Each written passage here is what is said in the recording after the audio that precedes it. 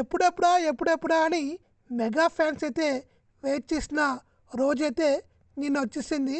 నిన్న game changer trailer అయితే release అయింది. ఆ ట్రైలర్ చూసాక మెగా గ్లోబల్ స్టార్ ఫ్యాన్స్కి అయితే ఎక్కడలేని హ్యాపీనెస్ అయితే వచ్చింది.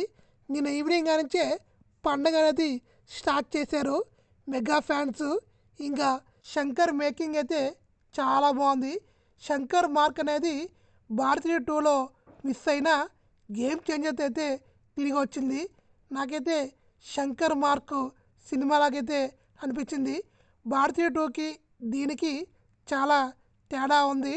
అందులో శంకర్ మార్క్ అనేది మిస్ అయింది. ఈ సినిమాతో అయితే శంకర్ గారు కంబ్యాక్ అయితే ఇస్తున్నారు. ఇంకా ఈ ట్రైలర్ చూశాక నాకైతే చాలా బాగా నచ్చింది. రామ్ చరణ్ గారి గెటప్స్ చాలా బాగున్నాయి. నాకైతే ఐఏఎస్ గెటప్లో మాత్రం చాలా క్లాసీ లుక్ ఇచ్చాడు. ఎక్సలెంట్. ఇంకా ఈ సినిమా స్టోరీ గురించి మాడక్కర్లేదు. ఆల్రెడీ ట్రైలర్ చూసిన అందరికీ స్టోరీ అనేది అర్థమైపోద్ది.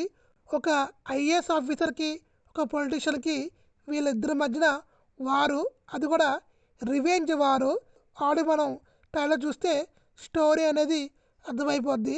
ఇంకా ఈ ట్రైలర్ చూసాక నాకైతే నమ్మకం ఉంది, ఖచ్చితంగా సినిమా ఒక కమర్షియల్ బ్లాక్ బస్టర్ అయితే అయ్యే ఛాన్స్ అయితే ఉంది.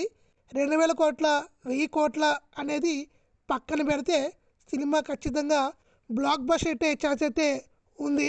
ఇంకా ఈ సినిమా కోసం మీరేమనుకుంటున్నారు, ట్రైలర్ అనిపించింది అని కామెంట్ చేయండి.